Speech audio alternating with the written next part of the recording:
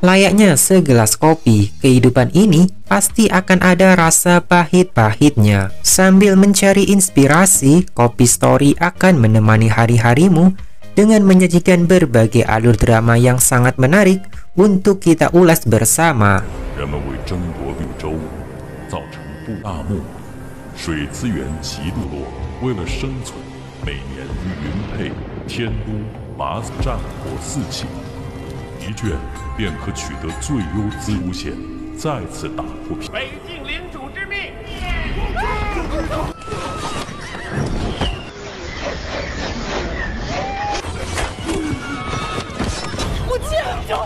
Putri ke-9 Masui harus melakukan pernikahan terhadap kota Tiandu, namun permintaannya ditolak karena ayahnya telah dikudeta, sehingga mereka pun diserang oleh pasukan penjaga kota. Dalam kekacauan tersebut, ibunya harus menjadi korban, sementara ia berhasil melarikan diri. Setelah kejadian itu, Putri ke-9 Masui, ia pun merasa jika dalam kehidupan ini, selama ia menjadi pihak yang lemah, maka dirinya akan terus ditindas oleh ketiga kota yang sangat menginginkan kekuasaan di wilayah dataran gersang tersebut. Dirinya pun berjanji jika di masa depan ia akan menyatukan semua suku di dataran gersang untuk menjadi penguasa, guna melakukan balas dendam atas apa yang menimpa anggota keluarganya. Sementara itu, kita diperlihatkan salah satu putri dari Enagi yang akan melangsungkan pernikahan ke kota Yunpei. Namun ia terlihat tidak ingin melaksanakan pernikahan yang dipaksakan tersebut, sehingga ia melakukan berbagai cara untuk mengulur waktu perjalanan ke kota Yunpei.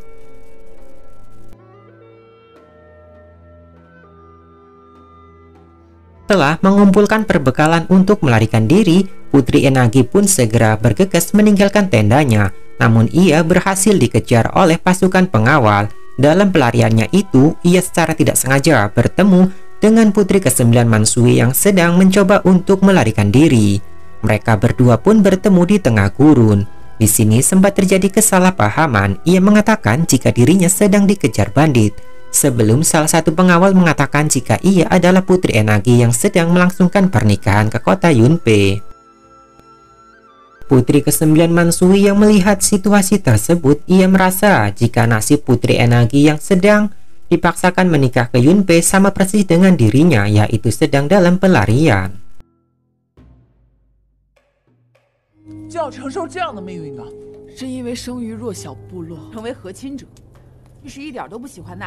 Beisang yang melihat Yinwei tak ingin melanjutkan perjalanan untuk menikah ke kota Yunpei, ia pun menawarkan dirinya akan menggantikan posisinya.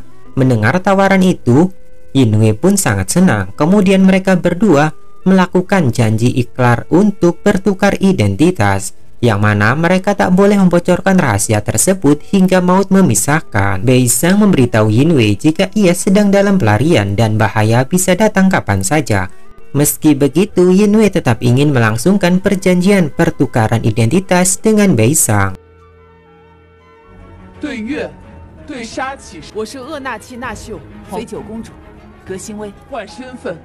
Dan sejak malam itu, Beisang menjadi Putri Enagi, sementara Yinwei menjadi Putri ke-9 Masui. Setelah bertukar identitas, Beisang pun melanjutkan acara untuk menuju kota Yunpei guna melangsungkan pernikahan. Saat fajar menyingsing, mereka berdua pun berpisah untuk melanjutkan perjalanan masing-masing. Di sini, mereka akan melewati sebuah lembah yang dikuasai oleh bandit yang terkenal, yaitu Wen. Ia sedang melihat sebuah lukisan tentang hilangnya seorang putri dari Masui. Wen pun melancarkan aksinya sambil dibantu oleh anak buahnya yang cukup banyak untuk melakukan penculikan terhadap putri Masui. Ia segera menyiapkan formasi guna menyegat rombongan tersebut. Namun di sini, Wen tidak menyadari jika rombongan yang ia hadang adalah putri dari Enagi yang telah bertukar dengan putri Masui, yaitu Jinwei. Mereka pun segera menyerang rombongan putri Jinwei tersebut dan berhasil mengalahkan semua penjaga yang mengawal putri Jinwei.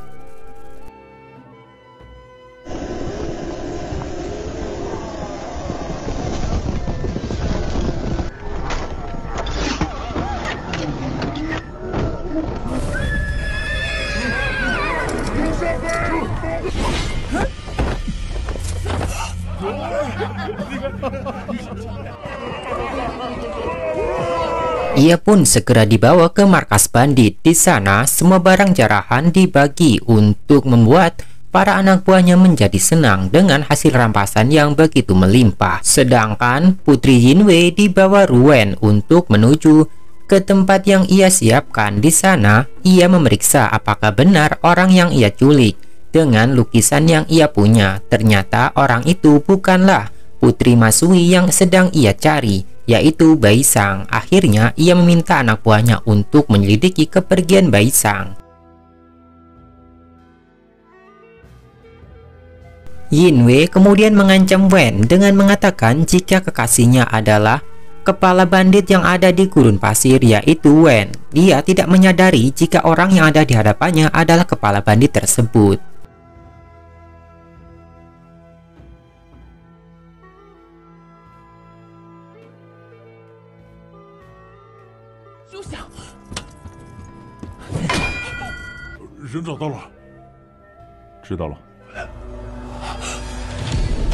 Wen sangat senang setelah diberitahu bawahannya jika mereka telah berhasil menemukan rombongan Baisang. Sementara itu, Baisang yang sedang dalam perjalanan menuju ke kota Yunpei, di tengah perjalanan ia menemui seorang pengelana di gurun pasir. Ia pun merasa kasihan setelah melihat pengelana itu kehausan dan seakan ia sedang sekarat. Ia kemudian meminta rombongan untuk menghentikan kereta tersebut. Lalu Baisang segera menghampiri pria misterius itu. Ia kemudian segera menawarinya sebuah bantuan dengan memberi beberapa kantong air yang ia bawa. Di sini pemuda tersebut sangat berterima kasih dengan bantuan dari Baisang. Lalu kuda peliharaannya pun segera meminum air yang diberi oleh Baisang. Kemudian saat Baisang akan pergi, ia secara tidak sengaja menangkap gaunnya yang tertiup oleh angin.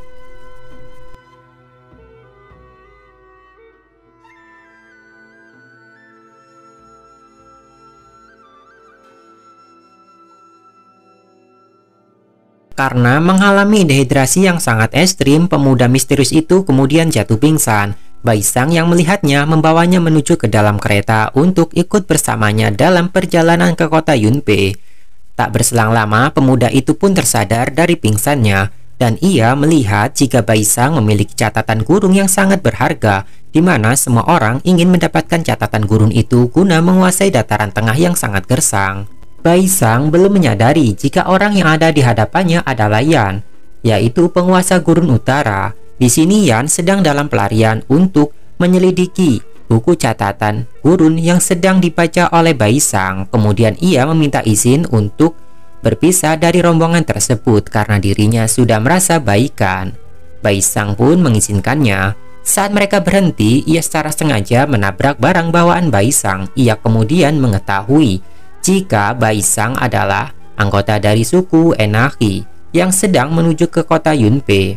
Mengetahui tujuannya sama, Baisang pun menghentikan Yan yang akan meninggalkannya dan mengajaknya untuk pergi bersama ke kota Yunpei.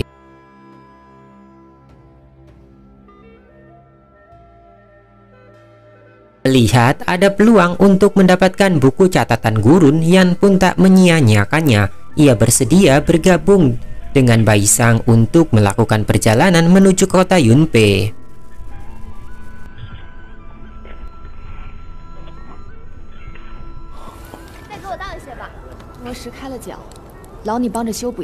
Karena perjalanan masih jauh, mereka pun memutuskan untuk beristirahat. Baisang yang melihat Yan sedang terluka, ia memintanya untuk pergi ke tendanya karena di sana ada obat-obatan yang bisa menyembuhkan luka yang sedang dialami oleh Yan. Sambil melakukan pengobatan kepada Yan, Baisang bertanya latar belakang dirinya. Ia mengaku sebagai pengawal karavan yang sedang mengalami musibah perampokan. Kemudian Baisang mendengar teriakan dari luar. Ia pun bergegas untuk melihat situasi di luar tenda. Sementara itu, ia meninggalkan Yan sendirian di dalam tenda tersebut untuk melanjutkan pengobatan mandiri.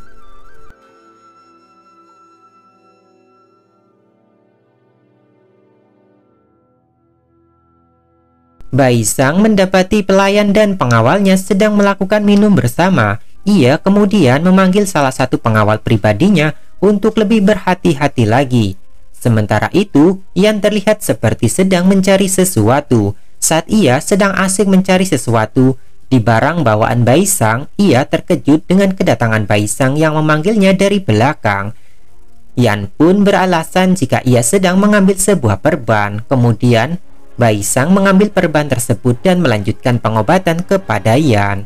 Setelah selesai melakukan pengobatan, Yan pun diminta untuk segera meninggalkan tenda Baisang.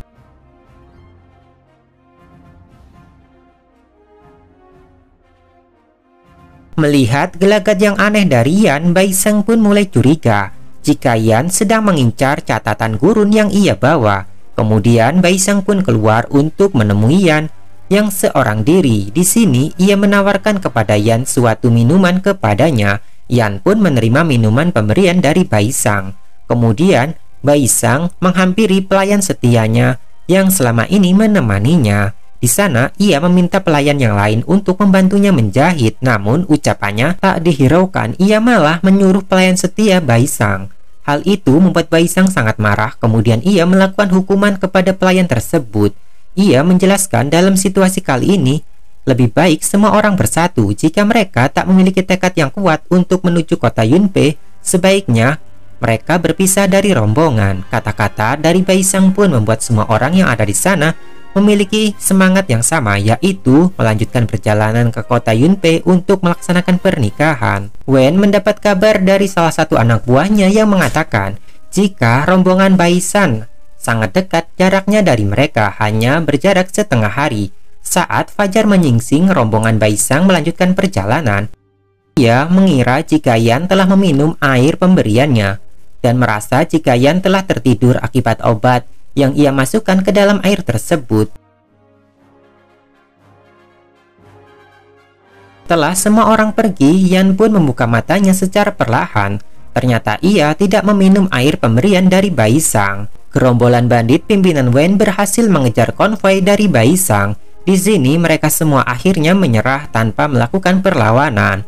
Setelah itu, Baisang pun keluar tenda untuk melakukan negosiasi dengan Wen. Baisang bersedia menyerahkan semua upeti yang akan dikirim ke Yunpei asal Wen melepaskan dirinya dan juga rombongan untuk melanjutkan ke Yunpei guna melanjutkan pernikahan. Namun Wen yang sejak lama mencari keberadaan Baisang, ia menolak usulan syarat tersebut. Di sini Wen meminta semua anak buahnya untuk segera membawa mereka semua menuju ke markas.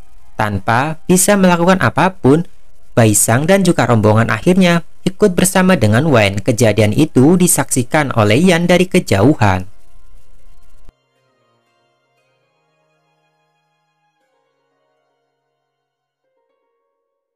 Setelah tiba di zona angin markas besar dari gerombolan bandit pimpinan Wen, di sini Baisang menyaksikan jika tempat itu sangat tandus. Di sana tak ada sumber daya yang bisa mereka manfaatkan untuk melanjutkan kehidupan, sehingga mereka semua hanya bergantung pada rampasan yang dibawa oleh para saudagar yang melewati wilayah mereka. Sementara itu, Yan melakukan penyusupan secara diam-diam.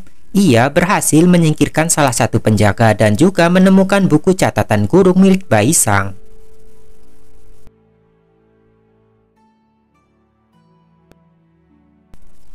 Mereka semua akhirnya bertemu dengan Putri Yinwei yang juga telah lama menjadi tawanan dari Wen. Sementara itu, Baisang diperlakukan secara lebih baik oleh Wen. Di sini ia pun diajak untuk mengikuti jamuan makan malam. Kejadian itu pun disaksikan oleh Yan dari kejauhan.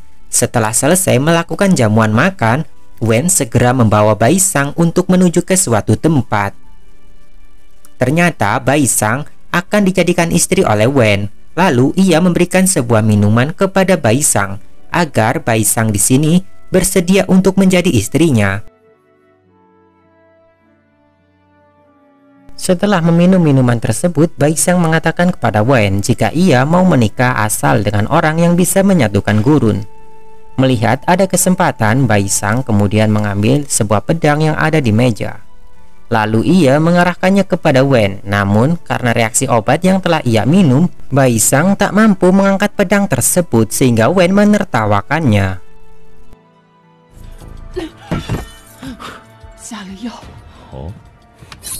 别回头。那你想把他带走？是。 Di saat yang genting, Yan datang tepat waktu sehingga Wen pun tak bisa melanjutkan aksinya. Di sini Baisang memintanya untuk meminum arak yang telah ia beri obat. Hal itu membuat Wen menjadi mabuk. Kemudian Baisang berhasil diselamatkan oleh Yan dan dibawa pergi meninggalkan markas bandit tersebut. Karena pengaruh obat yang telah diminum sepanjang perjalanan, Baisang tak sadarkan diri.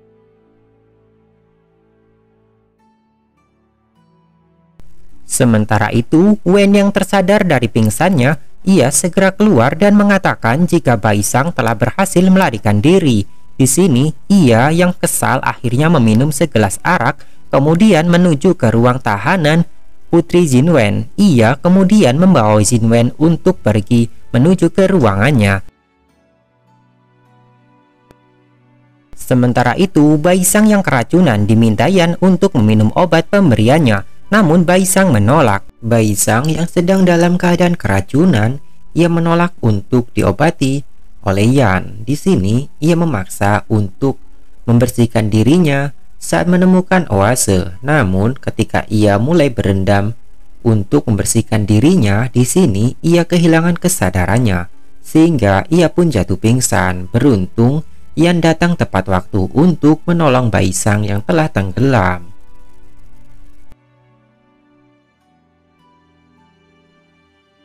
Wen yang dalam pengaruh obat yang diberikan oleh Baisang, ia akhirnya melampiaskannya terhadap Yinwei dan mereka berdua pun akhirnya memadu kasih.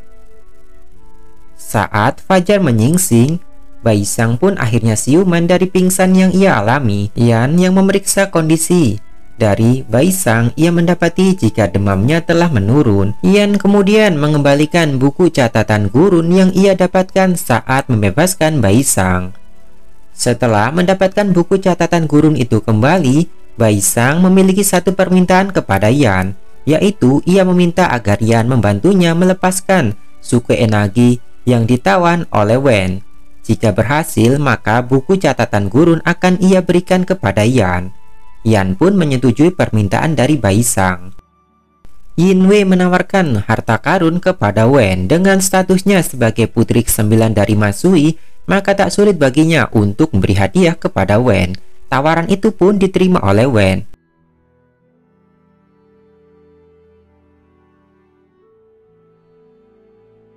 Yan mengajak Baisang untuk menemui salah satu kepala bandit yang ada di gurun tersebut. Di sini ia ingin meminta kepada mereka untuk membantunya. Awalnya kepala bandit itu meremehkan Yan, tapi saat dia melihat segel giok milik Yan yang merupakan seorang ketua Mang Liu, di sini ketua bandit itu pun bersedia bekerja sama dengannya.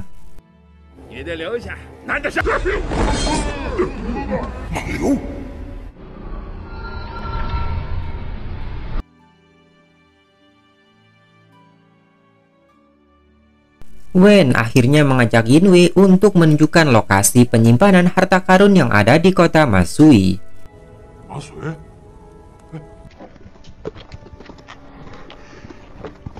Ia tak menyadari jika ini semua adalah trik yang dilakukan oleh Yinwei guna membantu Baisang untuk melepaskan suku Enagi yang telah ia tahan.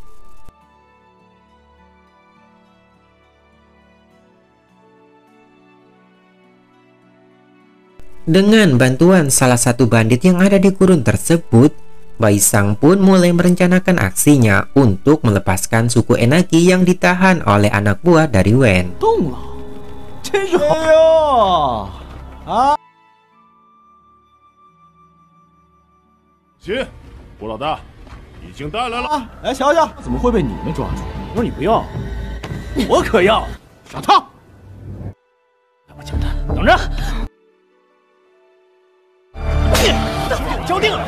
Setelah berhasil meyakinkan anak buah Wen, mereka semua pun dijamu dengan baik.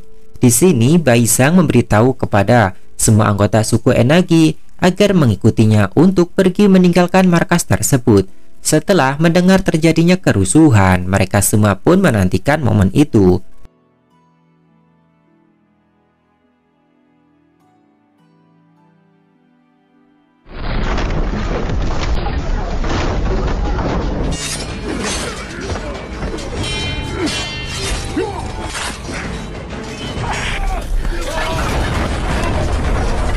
Bai Sang segera mengajak semua suku Enagi untuk pergi meninggalkan markas tersebut ketika terjadi kekacauan. Di sini ia hanya berhasil menyelamatkan 2 orang saja, sementara sisanya menjadi korban. Yinwei mengeluh kelelahan kepada Wen. Namun Wen tetap ingin melanjutkan perjalanan dan tak mengizinkannya untuk istirahat. Sementara itu, Bai Sang sangat sedih atas kehilangan pelayan setianya. Pelayan yang sejak kecil mengikutinya ketika ia masih menjadi putri ke-9 Masui. Saat pelayannya akan pergi meninggalkannya, di sini ia memanggilnya sebagai putri Masui yang ke-9. Hal itu membuat Yan sangat curiga akan identitas dari Bai Sang yang sebenarnya. Sebagai penghormatan terakhir, Bai Sang kemudian memakamkan pelayan setianya itu. Ia dibantu oleh Yan. Setelah kejadian itu, Yan pun memberi saran kepada Bai Sang agar tak melanjutkan perjodohan pernikahan ke kota Yunpei. Namun Bai Sang menolak saran tersebut dan ia bersikeras pergi ke Yunpei untuk melanjutkan pernikahan itu. Kemudian Bai Sang pun menepati janjinya dengan memberikan buku catatan herbal gurun kepada Yan sesuai dengan permintaannya. Setelah menerima buku catatan itu, Yan pun kembali diminta oleh Bai Sang untuk mengawalnya pergi ke kota Yunpei. Namun karena ia tak memiliki benda berharga lagi, maka Yan meminta kepada Bai Sang untuk memberikan sebuah janji yang mana suatu saat harus ia tepati. Bai Sang pun setuju dengan permintaan dari Yan. Lalu Yan meminta kepada 2 pengawalnya yang tersisa dari suku Enagi untuk segera pergi menuju ke kota Yunpei terlebih dahulu.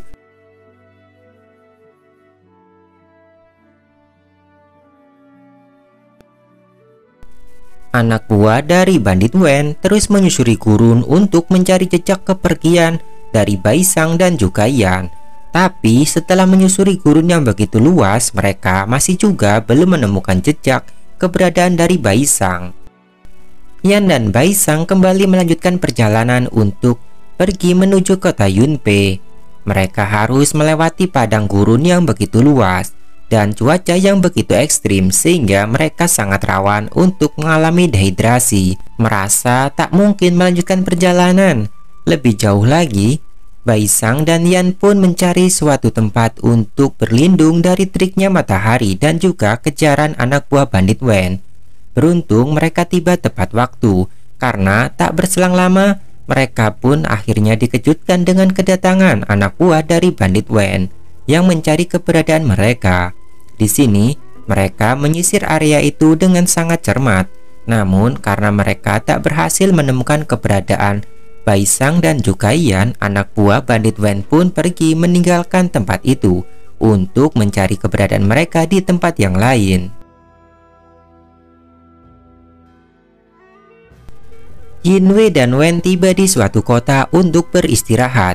Ternyata Yinwei tak mengetahui lokasi pasti untuk menuju kota Masui. Wen pun harus mencari peta agar mereka bisa menemukan keberadaan kota Masui.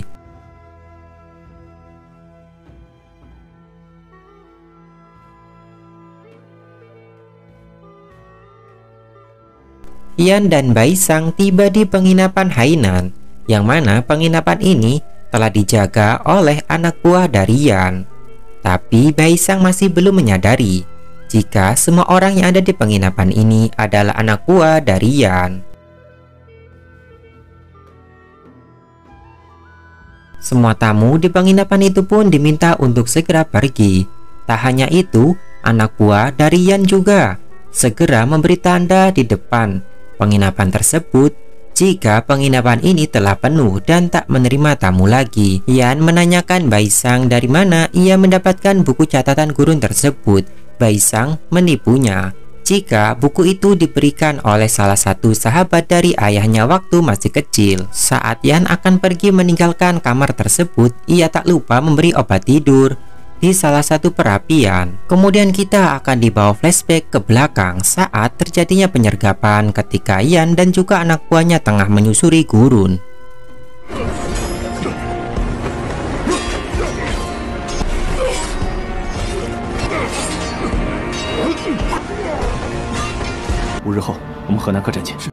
Yan kemudian memerintahkan anak buahnya untuk menghabisi semua mata-mata yang ada di penginapan Hainan. Anak buahnya pun segera menghabisi semua mata-mata yang ada di kota tersebut. Kemudian mereka dikejutkan dengan kedatangan salah satu tamu ke penginapan itu, yang mana tak lain itu adalah Jinwei dan juga Wen. Meski mereka mengetahui jika penginapan ini telah penuh, tapi mereka tetap memaksa untuk bermalam di penginapan itu. Karena mereka membuat kegaduhan, salah satu anak buahnya pun melapor kepada Yan. Di sini, Yan yang memperhatikan dari lantai atas, ia menyadari jika orang yang ada di bawah adalah kepala bandit Wen. Ia meminta kepada anak buahnya untuk mengatur siasat agar menahan Wen. Anak buahnya pun melakukan sesuai perintah dari Yan. Di sini, ia sengaja mencari gara-gara dengan Wen dengan mengatakan jika tempat itu tidak ada kamar yang tersisa. Sementara itu, Yan memindahkan Bai Sang ke kamar yang lain.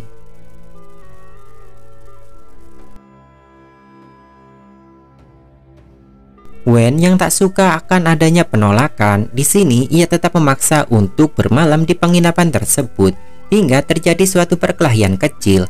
Jinwei pun memanfaatkan perkelahian itu untuk memeriksa ke lantai atas, dan di sana ia mendapati jika di lantai atas masih tersisa satu kamar yang kosong.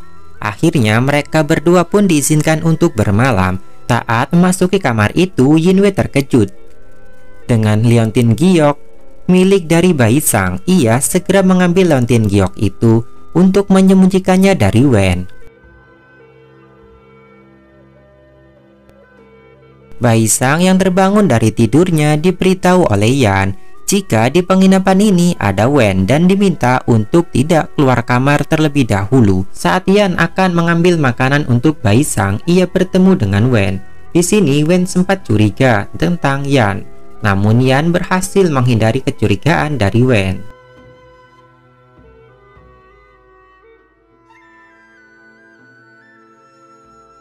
Wen yang menyadari jika penginapan itu dijadikan markas pertemuan Mang Liu, ia sedang mencari peta menuju kota Masui. Sementara itu, Bai Sang secara tidak sengaja bertemu dengan Jinwei yang sedang memeriksa lantai atas. Pertemuan itu pun membuat mereka berdua menjadi senang. Ia kemudian mengembalikan liontin giok milik dari Bai Sang. Kemudian ia memberitahu Bai Sang jika sekarang ia pergi bersama dengan Wen dan memintanya untuk segera pergi meninggalkan penginapan tersebut. Tapi di sini Yan curiga kenapa putri ke-9 Masui tak mengetahui jalan pulang menuju kota Masui. Setelah sekian lama mencari, Wen pun menemukan peta menuju ke kota Masui. Ia segera mengambil peta itu saat ada kesempatan.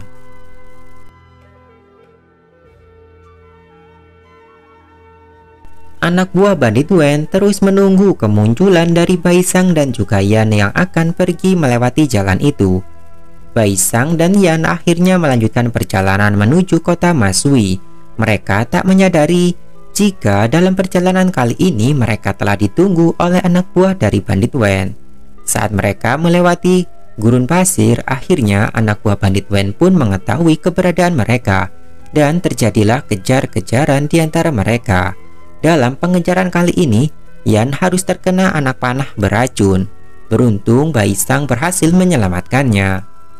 Setelah menempuh perjalanan yang cukup jauh, akhirnya mereka pun tiba di kota Yunpei, dan anak buah dari bandit Wen tak berani melanjutkan pengejaran tersebut. Efek anak panah beracun pun mulai menyebar ke tubuh Yan. Di sini, ia mengalami luka yang cukup serius. Beruntung Bai Sang ahli dalam pengobatan. Setelah Bai Sang membaca buku catatan gurun herbal, ia berhasil membantu Yan melewati masa kritis. Tapi di sini ia terkejut setelah mengetahui identitas dari Yan yang sebenarnya, yang mana Yan ini adalah ketua dari Mang Liu, salah satu organisasi di gurun yang sangat misterius, yang mana mereka mengetahui seluk-beluk dari ketiga kota penguasa gurun tersebut. Sebenarnya Yan adalah salah satu pangeran dari kota Yunpei, yang mana waktu kecil ia harus terusir akibat kudeta yang dilakukan oleh salah satu pangeran. yang mana sekarang ia menjadi raja di kota Yunpei, yaitu Naza yang sebentar lagi akan menikahi Baisang. Kemudian Yan pun mulai mengalami efek dari anak panah beracun tersebut. Ia mengalami halusinasi dan bermimpi melihat kejadian waktu dulu saat menyaksikan ayahnya dihabisi oleh Nazan, raja kota Yunpei yang sekarang. Sementara itu, di kota Yunpei, Raja Nazan mendapat kabar dari salah satu kasim jika beberapa suku yang hendak melakukan persembahan mengalami kendala saat menuju ke kota Yunpei. Wen terlihat sangat marah kepada Jinwei karena ia tak mengetahui letak keberadaan kota Masui, termasuk benda pusaka yang sedang ia cari. Oleh karena itu, ia pun mengancam kepada Jinwei jika ia berani menipunya, ia akan menanggung konsekuensi yang sangat berat.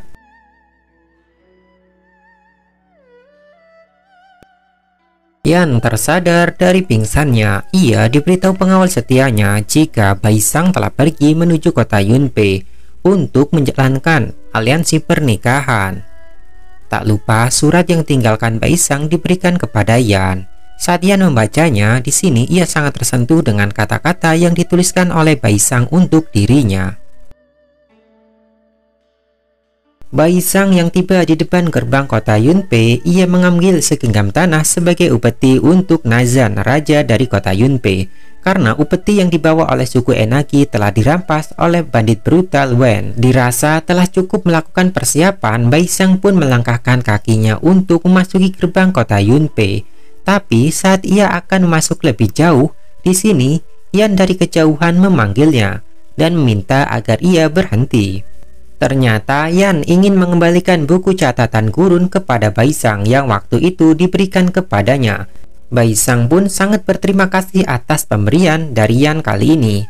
Buku catatan gurun tersebut akan digunakan Baisang sebagai upeti kepada Nazan Raja Yunpei karena suku Enaki tak memiliki benda berharga lagi yang bisa diberikan sebagai upeti kerajaan. Semua putri utusan dari suku yang sedang menjalin aliansi pernikahan dengan Nazan telah hadir di depan istana. Mereka tak lupa membawa barang berharga yang akan dijadikan upeti dalam aliansi pernikahan kali ini. Melihat semuanya telah siap, kasim kepercayaan dari Nazan mulai memanggil setiap nama dari putri menghadiri aliansi pernikahan dengan kota Yunpei dan memintanya untuk segera memasuki aula istana.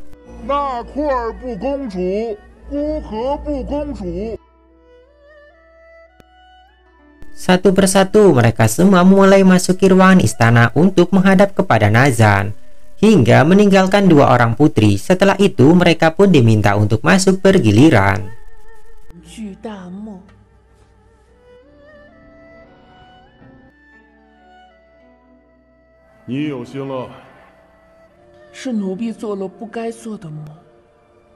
Nazan kemudian memerintahkan kasim kepercayaannya untuk mempersilahkan putri terakhir menghadap kepadanya.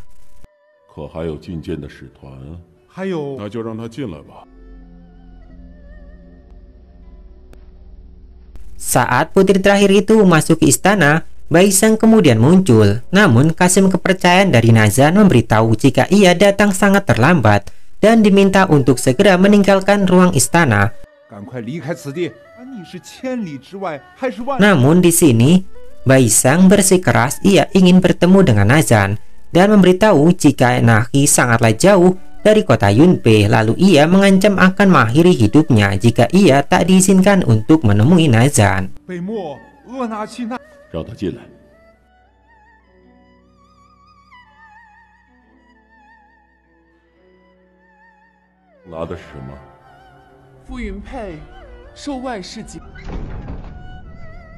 Setelah memasuki istana, Baisang segera memberikan hadiah yang ia persiapkan, yaitu catatan gurun dan juga segenggam tanah, yang mana maksudnya Enaki akan tunduk secara patuh kepada Yunpei jika ia mendapat perlindungan dari kota Yunpei. Baisang juga memperlihatkan sebuah tarian sebagai hadiah kepada Nazan.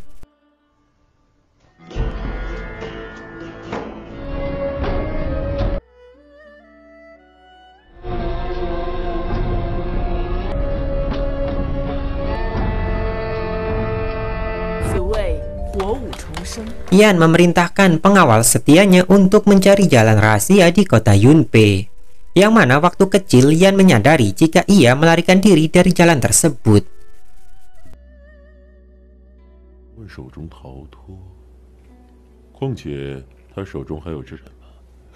Nazan mencurigai identitas asli dari Baisang, karena jika ia hanyalah seorang putri dari suku Enahi yang merupakan suku kecil, maka ia tak akan bisa memiliki catatan gurun tersebut. Apalagi ia mendapatkan sebuah kabar dari Kasim kepercayaannya jika ada salah satu putri yang dengan sengaja menukar identitasnya dalam aliansi pernikahan kali ini. Pengawal setia dari Yan akhirnya berhasil menemukan jalur rahasia.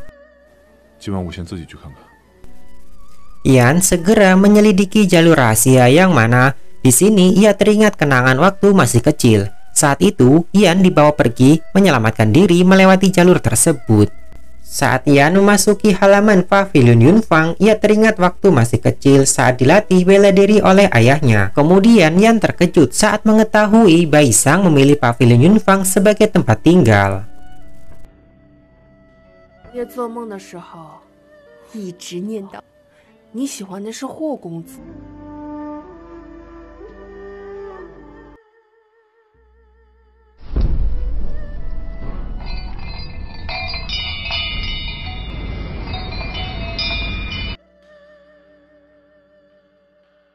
你等往那下来了，往哪走？今日祭天大典，外部。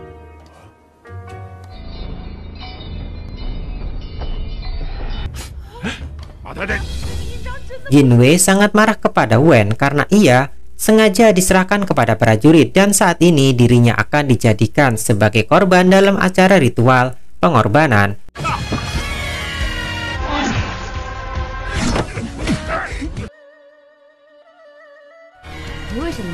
Wen pun akhirnya bisa memastikan jika Jinwei bukanlah putri asli dari kota Masui, sehingga ia memberikan sebuah hukuman dan meninggalkannya sendirian.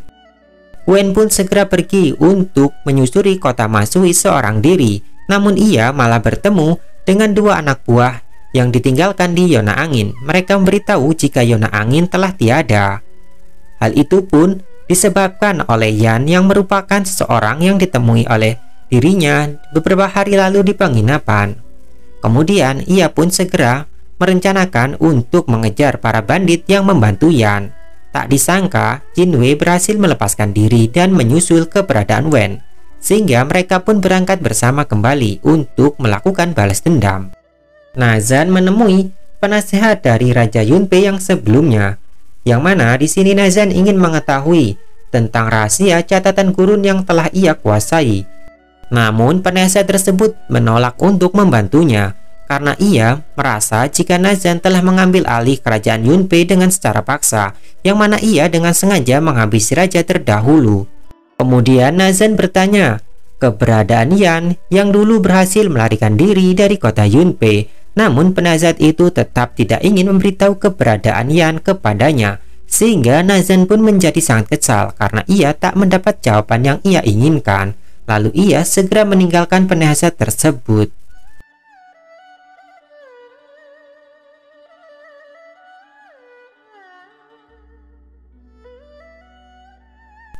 Yan yang menyusuri jalan rahasia, ia meminta anak buahnya untuk menyusuri setiap lorong yang ada.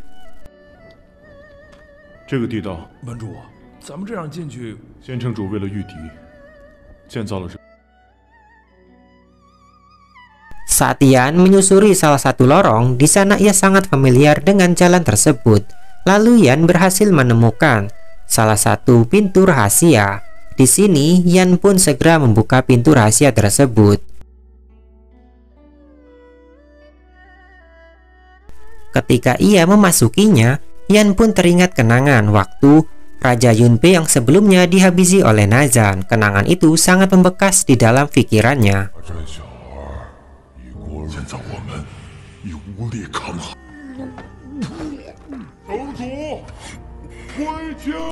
Setelah itu, Yan pun kembali menyusuri ruangan tersebut dan di sana ia mendapati suatu tulisan yang dibuat oleh Baisang. Kemudian, Yan segera membaca tulisan tersebut dan ia sangat menikmatinya. Setelah itu, Yan pun menyadari kehadiran Baisang sehingga ia bergegas untuk bersembunyi menghindari Baisang. Baisang menyadari ada suatu keanehan. Ia meyakini jika ada orang yang bersembunyi di salah satu ruangan. Lalu ia dikejutkan dengan kedatangan dari Kasim kepercayaan Nazan. Baisang diperintahkan malam ini untuk menemui raja guna melayaninya. Hal itu membuat Yan sangat marah. 门主，门主不做的标记，怎么样？可以连夜绘制，密。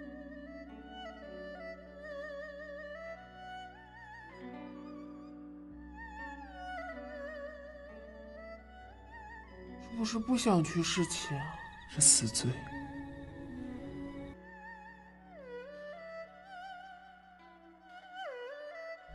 怎么？ 我今日忽然来朝。 Saat bertemu dengan Nazan, Baisang beralasan jika ia telah datang bulan sehingga ia tak bisa di-unboxing. Dengan terpaksa, Nazan hanya bisa mengunboxing Jia.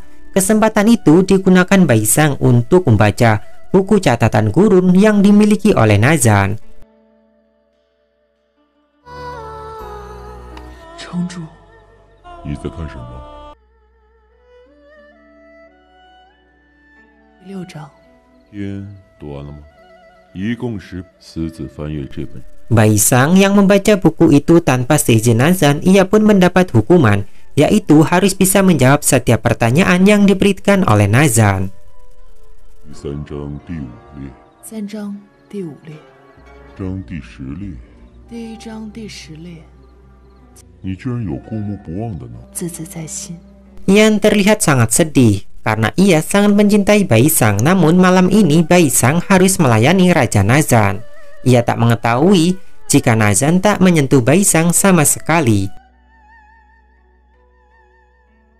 Wen berhasil menaklukkan gerombolan bandit yang membantu Yan menghancurkan markasnya. Di sini ia sedang menunggu ketuanya untuk kembali. Setelah menunggu cukup lama, akhirnya ketua Dong tiba ke markasnya. Ia sangat ketakutan saat mengetahui di sana ada Wen yang tengah menantinya. Ia segera memerintahkan anak buahnya untuk melarikan diri. Namun usaha itu sia-sia karena tempat itu sudah dikepung oleh anak buah dari Wen. 我立刻打磨再也不回来了。放你走，我只要10个人。这后面动啊！我给你。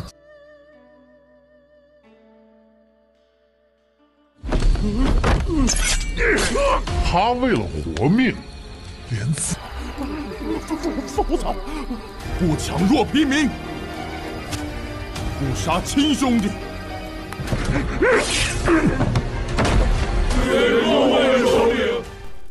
Setelah berhasil menaklukkan semua anak buah tetua Dong, keesokan harinya Wen ingin meninggalkan Jinwei sendirian karena ia merasa tak ingin melibatkan Jinwei dalam perjalanannya kali ini.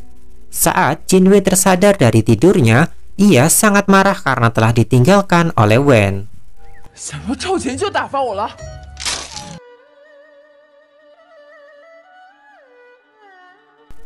Putri Jia mendapat cukup banyak benda berharga setelah ia berhasil melayani Raja Nazan.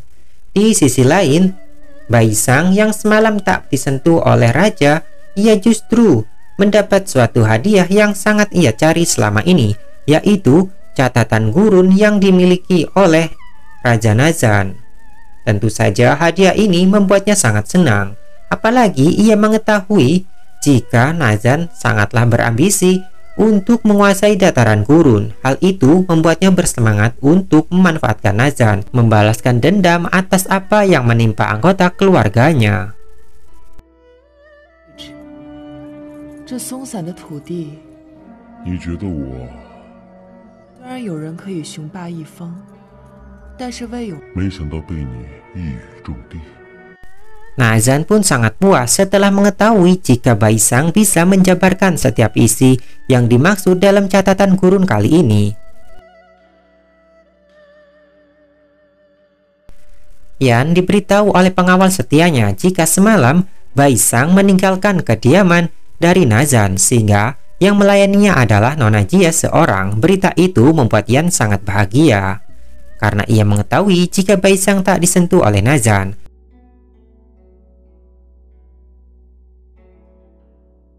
Baisang yang sedang membaca catatan gurun pemberian dari Nazan, ia teringat kenangan waktu bersama dengan ibunya.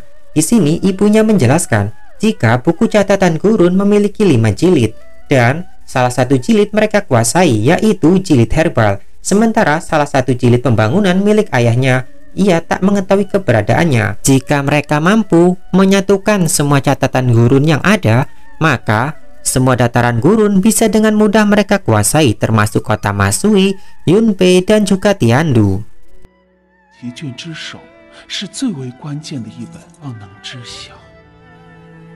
Yan yang menyadari Baisang tengah kelelahan setelah membaca catatan gurun, ia pun memberikan sebuah selimut agar ia tak kedinginan. Setelah itu, Yan pun meninggalkan Baisang.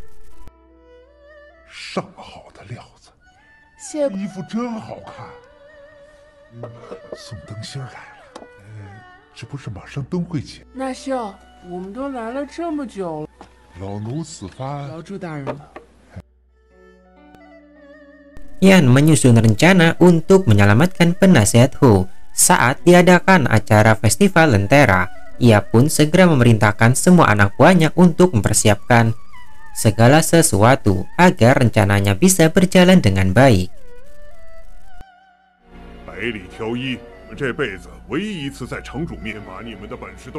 Nazan menemui Baisang. Ia bertanya apakah ada kemajuan yang telah diperoleh Baisang setelah membaca beberapa catatan jilid gurun. Di sini Baisang mengaku jika ia masih belum memahami dengan sepenuhnya tentang catatan gurun yang telah ia baca. Nazan meminta kepada Baisang untuk tidak terburu-buru membaca catatan itu agar ia bisa memahami setiap makna yang tertulis.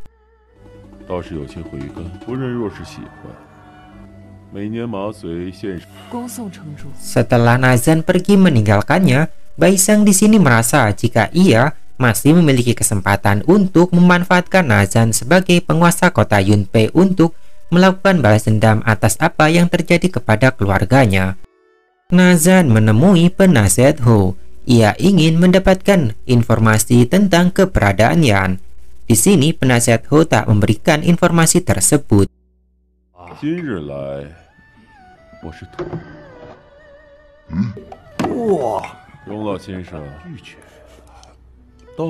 Acara festival Lentera ingin dimanfaatkan Wen untuk menyusup ke kota Yunpei. Ia mengutus 2 orang kepercayaannya untuk menyusup ke kota Yunpei guna mencari informasi keberadaan dari Baisang. Karena kelelahan, Wen pun mencoba untuk beristirahat sambil menunggu kabar dari kedua orang kepercayaannya yang telah ia utus menuju kota Yunpei.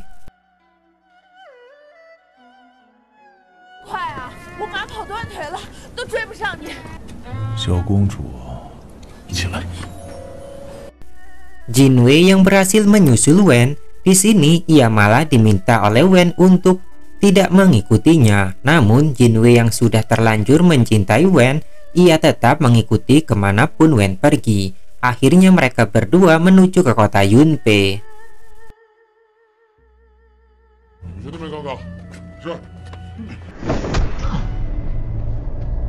Anak buah Yan berhasil melumpuhkan 2 orang yang akan tampil di acara festival Lentera, yang mana Yan dan dirinya akan menggantikan orang itu untuk tampil. Yan akan memberi instruksi melalui peluit tentang penyerangan saat acara festival Lentera.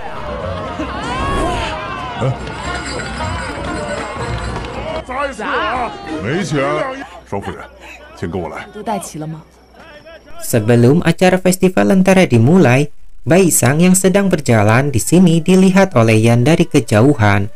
Ia segera untuk menghampirinya. Baisang sedang membeli sebuah lampu lentera untuk ia hanyutkan di sungai guna meminta sebuah doa. Setelah menghanyutkan lentera itu, Baisang secara tidak sengaja melihat keberadaan Yan, sehingga perhatiannya pun teralihkan dan meninggalkan pelayannya untuk mengejar Yan. Namun setelah mencari keberadaan Yan, ia tak mengetahuinya. Pada akhirnya Yan pun muncul dari belakang. Kemudian Baisang melepas topeng yang digunakan oleh Yan. Lalu mereka berdua pun menjelajahi keramaian saat acara festival lentera tersebut.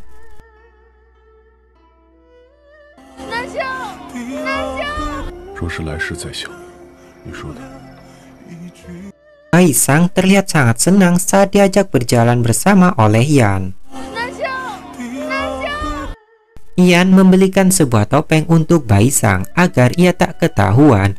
Sementara itu, Jinwei juga memberikan sebuah topeng untuk dikenakan oleh Wen. Kemudian tanpa sengaja mereka berdua pun bertemu dalam acara menari bersama. Namun, belum sempat Wen bereaksi jika orang yang menari bersamanya adalah Baisang, Yan segera menarik tangan dari Baisang.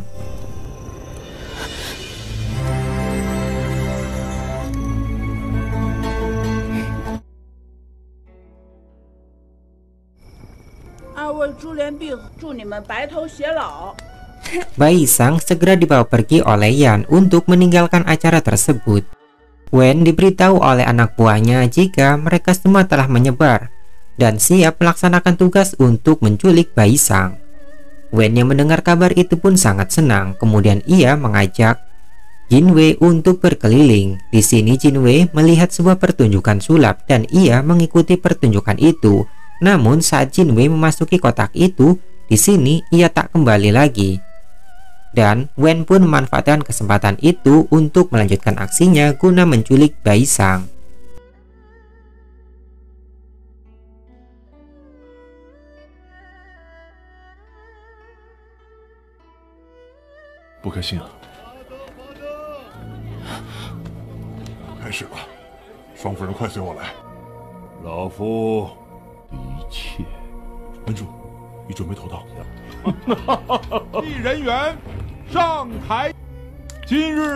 Acara festival lentera pun dimulai. Di sini Yan melakukan sebuah pertunjukan untuk melakukan hiburan.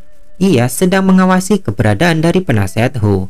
Sedangkan anak buah Wen tengah menunggu instruksi penyerangan.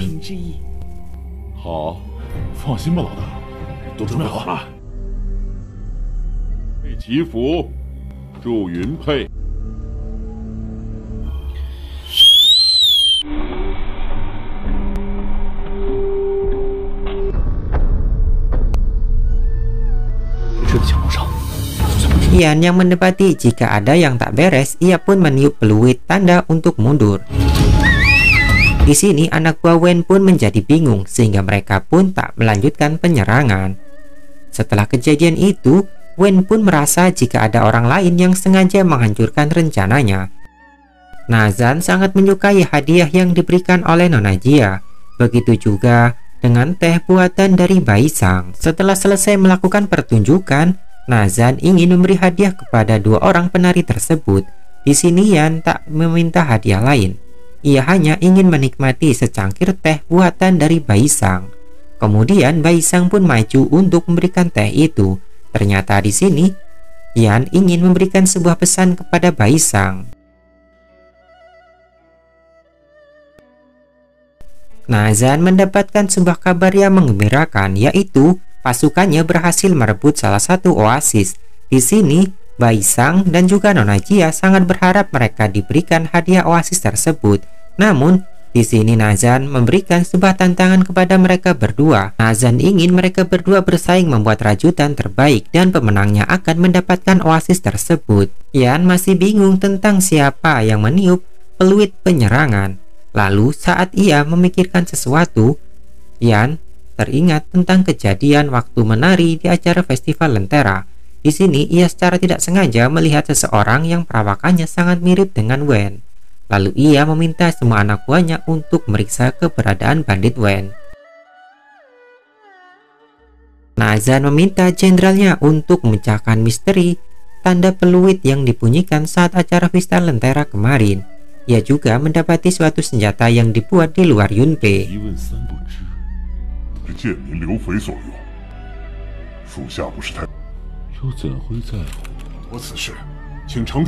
Wen meminta anak buahnya untuk mencari tahu siapakah orang yang kemarin meniup peluit untuk mundur. Di sini ia curiga jika itu dilakukan oleh ketua Mang Liu.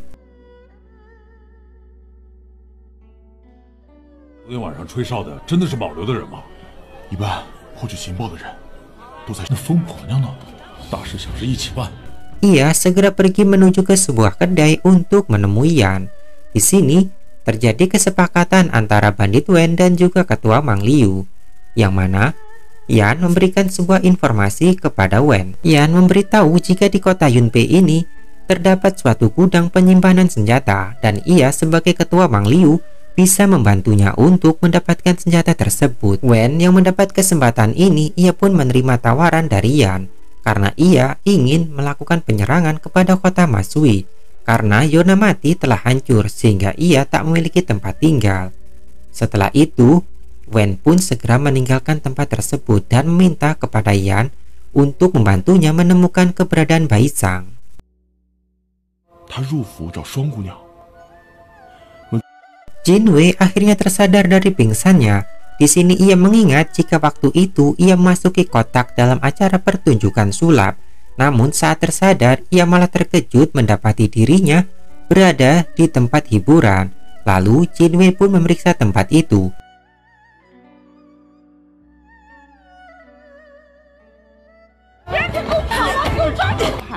我还能当头牌？能死丫头！我看你这回。 Kasim kepercayaan Nazan menemui Bai Sang. Ia memberikan hadiah benang rajutan untuk digunakan Bai Sang mengikuti kompetisi guna memenangkan oasis yang dijanjikan oleh Nazan. Penasihat Ho kembali ditemui Nazan. Kali ini ia tetap bersikukuh untuk mendapatkan informasi tentang keberadaan Yan. Namun penasihat Ho beralasan jika anak yang ia cari telah meninggal dihabisi oleh para jurid yang ia minta untuk mengejar waktu itu. Jawaban yang diberikan oleh penasihat Ho tidak membuat Nazan puas sehingga ia akan terus mengutus anak buahnya untuk melakukan pencarian terhadap anak itu. Nona Jia yang sangat ahli dalam merajut, ia percaya dalam kompetisi kali ini ia akan berhasil mengalahkan Bai Sang dan bisa mendapatkan hadiah oasis tersebut. Bai Sang diberitahu jika benang yang semalam diantar oleh Kasim kepercayaan Nazan telah hilang. 那秀，云培城州哪儿都买。的根刨出来一些。 Karena tak bisa menemukan keberadaan benang di kota Yunpei, ia pun menggunakan akar dari pohon jilma untuk digunakan sebagai bahan rajutan. Dari kejauhan, Yan memperhatikan Bai Sang yang dengan susah payah menggunakan akar jilma sebagai bahan rajutan. Saat Bai Sang tertidur, Yan pun membantunya secara diam-diam.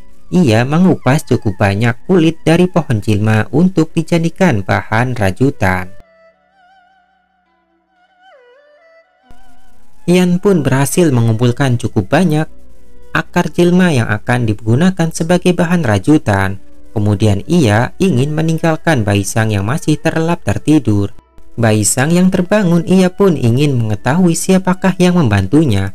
Di sini ia mendapati jika Yan membantunya secara diam-diam. Lalu Bai Sang mengikuti Yan yang masuk ke dalam.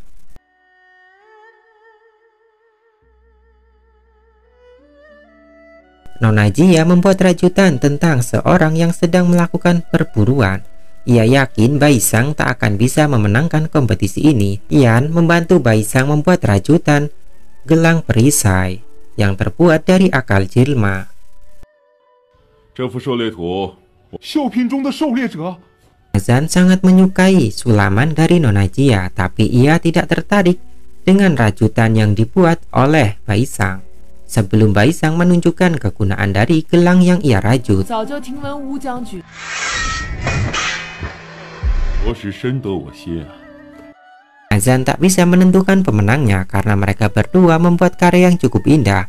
Lalu ia ingin membuat suatu kompetisi lagi, yaitu kompetisi memasak. Wen yang mendapat informasi tentang keberadaan dari Jinwei yang berada di rumah hiburan, ia bergegas untuk menuju ke tempat tersebut guna menyelamatkan Jinwei. 都这么多天了，还这么精神？ 我是带着兄弟们。 秀芬，你去哪儿吧？这么娶我的？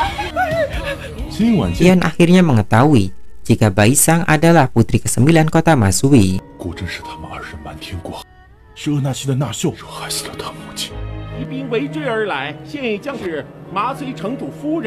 Setelah cukup lama menunggu, akhirnya Hin mendatangi rumah hiburan tersebut. Di sini Wen sudah menyiapkan rencana untuk mengambil pelakat guna memasuki gudang penyimpanan senjata.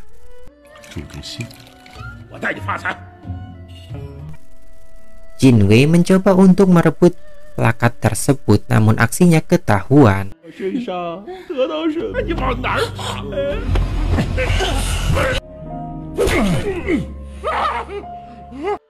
Yan mendapat hadiah, sebuah zirah yang dibuat oleh Baisang dari akar pohon jilma. Yan dan pengawal pribadinya terus memeriksa lorong rahasia. Mereka berpisah agar bisa menemukan keberadaan penasehat Ho. Sementara itu, Wen meminta anak buahnya untuk mengawasi situasi di luar istana. Keesokan harinya, Wen menemui Putri Jia. Ia mengaku sebagai utusan koki yang diminta oleh sang putri. Putri Jia meragukan jika Wen adalah koki, sehingga ia meminta agar Wen menunjukkan skill memasaknya.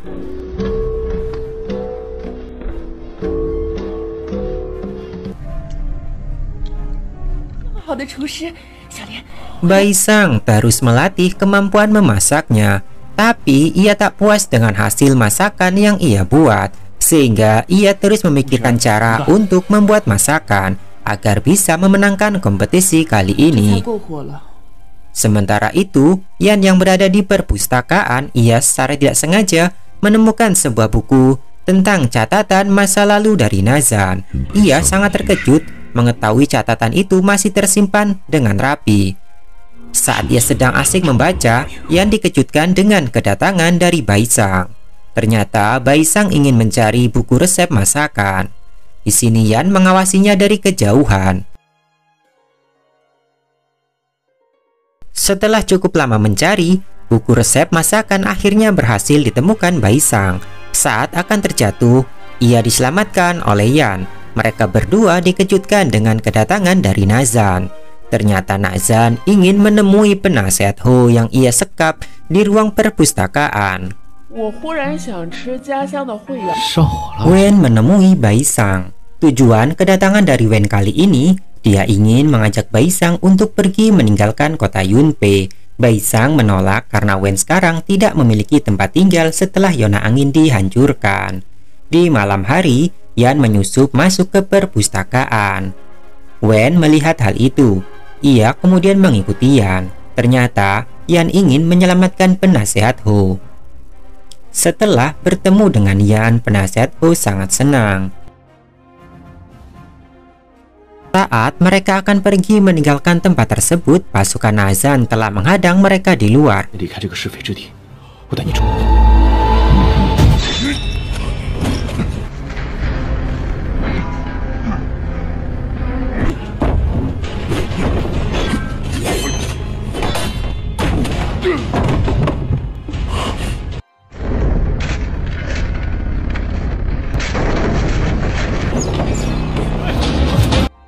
Meski berhasil kabur, Yan mendapatkan luka anak panah yang cukup serius.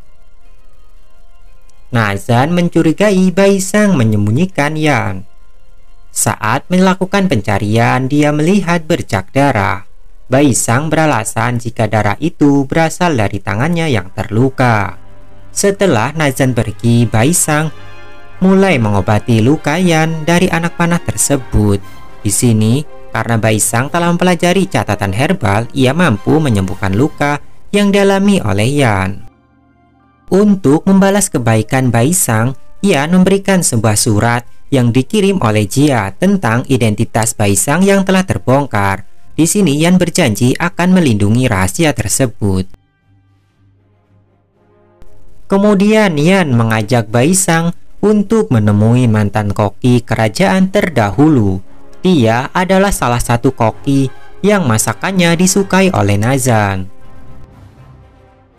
Sementara itu, Jinwei dan juga Wen sedang menyiapkan masakan bebek panggang untuk Jia. Saat Nazan mencoba masakan bebek panggang, dia sangat menikmatinya. Namun saat akan mencoba mie buatan Baisang, Nazan sedikit ragu sebelum akhirnya dia menyadari jika rasa mie buatan Baisang sama dengan masakan koki kerajaan terdahulu. Jenderal kepercayaan Nazan memberi laporan jika oasis yang akan dijadikan sebagai hadiah telah direbut kembali oleh bandit gurun. Baisang mengajukan syarat jika Wen ingin membawanya pergi dari kota Yunpei, maka dia harus menaklukkan kota Masui terlebih dahulu. Dengan keahlian yang dimiliki oleh Baisang, ia dengan mudah membuat plakat jenderal dan surat perintah, serta membuat topeng penyamaran. Berkat bantuan dari Baisang, Yan kini telah memiliki persiapan yang cukup matang. Yan segera memerintahkan anak buahnya untuk melakukan operasi pembebasan penasehat Ho. Dengan plakat jenderal dan surat perintah, Yan dengan mudah melewati penjagaan. Lalu ia pun diantar untuk menemui penasehat Ho yang ada di dalam penjara. Yan segera membawa pergi penasehat Ho dari dalam penjara. Kembang api dinyalakan sebagai tanda operasi pembebasan telah berhasil. Mengetahui misi penyelamatan telah sukses, Baisang sangat senang. Yan memberikan semua bukti kejahatan Nazan kepada penasehat Ho. Tetapi tidak ada yang bisa mereka lakukan untuk menurunkan Nazan dari tahta kerajaan Yunpei sebelum mereka berhasil menemukan titah raja yang sebelumnya yang dibawa pergi oleh saudara penasehat Ho. Jenderal melaporkan tentang kaburnya penasehat Ho. Mendengar laporan tersebut, Nazan sangat marah. Dia melampiaskan kemarahannya kepada penjaga waktu itu.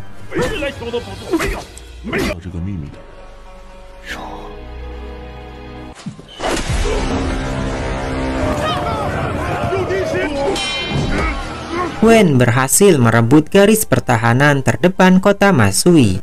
Kabar penaklukan tersebut membuat Raja Kota Masui menjadi cemas. Dia mengutus orang kepercayaannya untuk pergi ke kota Yunpei guna meminta bantuan. Kedatangan utusan Masui digunakan Jia untuk membongkar identitas dari Baisang. Nazan menanyakan kebenaran tersebut. Utusan kota Masui memastikan jika dia bukan Baisang, putri ke-9 dari kota Masui.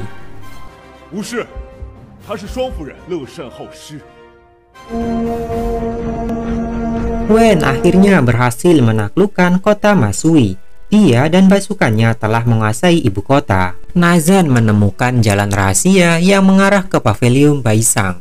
Di sana, dia melihat Yan dan Baisang tengah merencanakan pelarian meninggalkan kota Yunpei. Melihat kedekatan Baisang dan Yan membuat Nazan menjadi kesal. Kemudian dia membuat sebuah rencana untuk memisahkan Baisang dan Yan. Keesokan harinya, saat Baisang melewati jalan rahasia, ia dihadang oleh Nazan. Kemudian Nazan memberitahu tentang kejadian kematian ibunya di depan kota Tiandu. Perintah penyerangan tersebut berasal dari Raja Baijing, yaitu Yan. Mengetahui kebenaran tersebut, Baisang menjadi marah. Saat bertemu dengan Yan, Baisang tanpa ragu memberi hadiah beberapa tusukan kepadanya. Dan sangat senang akhirnya ia berhasil menyingkirkan Yan. Ternyata Yan berhasil selamat meski ia harus mengalami luka yang cukup serius. Raja Tiandu menggunakan kesempatan tersebut untuk menyingkirkan Yan dengan mengirim seorang tabib.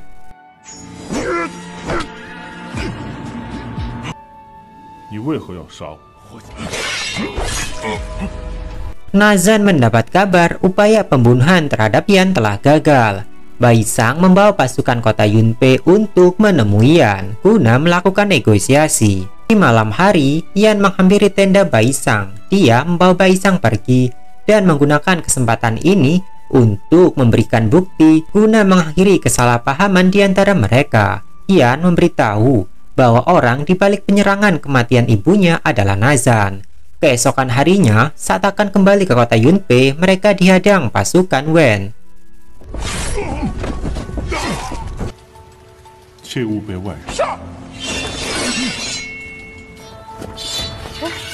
Yan berhasil menemukan mata-mata di kota Tiandu yang selama ini bekerja sama dengan Nazan.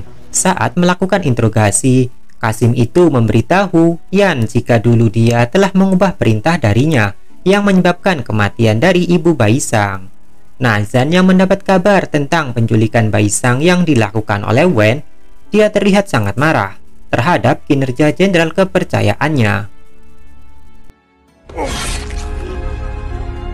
Wen memberi hadiah kepada Baisang untuk mengeksekusi Raja Masui yang dulu melakukan kudeta. Setelah dendamnya terbalaskan, Baisang memberi penghormatan untuk mendiang ayahnya. Suatu hari, Wen mengalami mimpi buruk tentang masa lalunya saat dia harus kehilangan kedua orang tuanya yang dihabisi oleh pasukan Nazan. Demi menyelamatkan dirinya, Wen bersembunyi dan menyaksikan kematian kedua orang tuanya dari kejauhan. Wen yang berkelana sendirian di padang pasir, ia ditemukan bandit gurun, kemudian dia diadopsi. Hingga akhirnya Wen diangkat menjadi pemimpin bandit gurun. Wen yang sudah ingat tentang masa lalunya, dia membuat rencana pernikahan palsu dengan Baisang untuk menarik kehadiran Nazan. Merasa direndahkan, Nazan menyiapkan rencana untuk melakukan penyerangan ke kota Masui. Sementara itu, di kota Masui sedang diadakan pesta pernikahan Baisang dan Wen. Rombongan pasukan Nazan akhirnya tiba di kota Masui.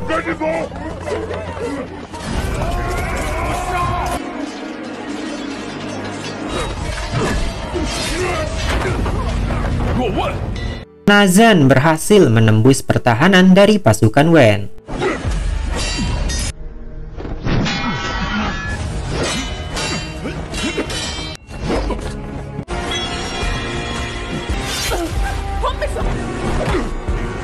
Baisang mengorbankan dirinya untuk melindungi Yan. Melihat situasi yang tidak menguntungkan, Nazan memberi perintah untuk mundur. Setelah gagal dalam penyerangan tersebut, Nazan memerintahkan kedua pelayan setia Baisang untuk pergi ke kota Tiandu guna memastikan kabar tentang kematian Baisang. Kedua pelayan itu sangat bahagia setelah mengetahui Baisang masih hidup. Yan memasukkan surat ke dalam peti. Kedua pelayan itu kembali membawa peti itu. Saat Nazan membuka peti tersebut, ia mendapati sebuah surat.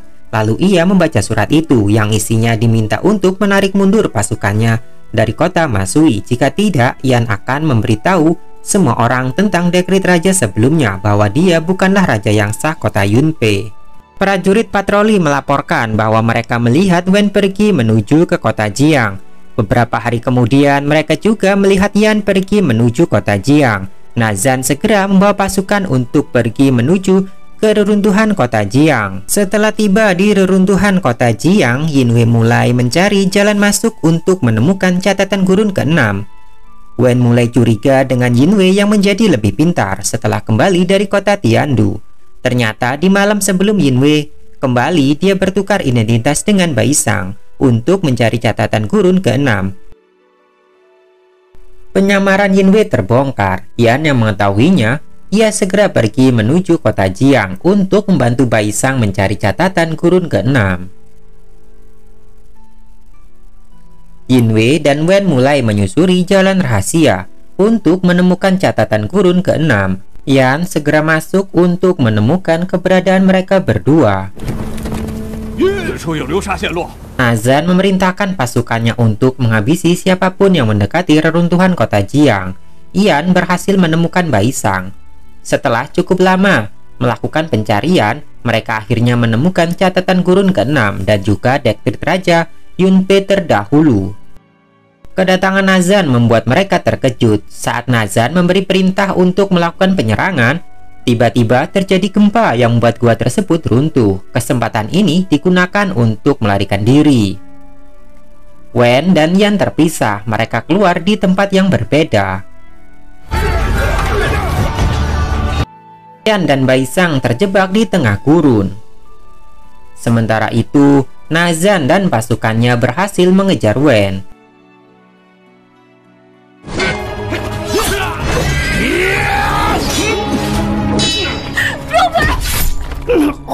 Karena kalah jumlah, Wen akhirnya berhasil dikalahkan.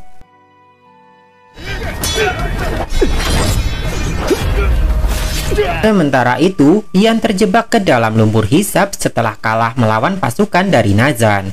Baisang berlari secepat mungkin untuk menolong Yan, tapi itu semua sia-sia. Raja Tiandu yang mendengar tentang kematian dari Yan, ia ingin melakukan balas dendam. Bai Sang memberikan topeng penyamaran sebelum pergi ke kota Yunpei.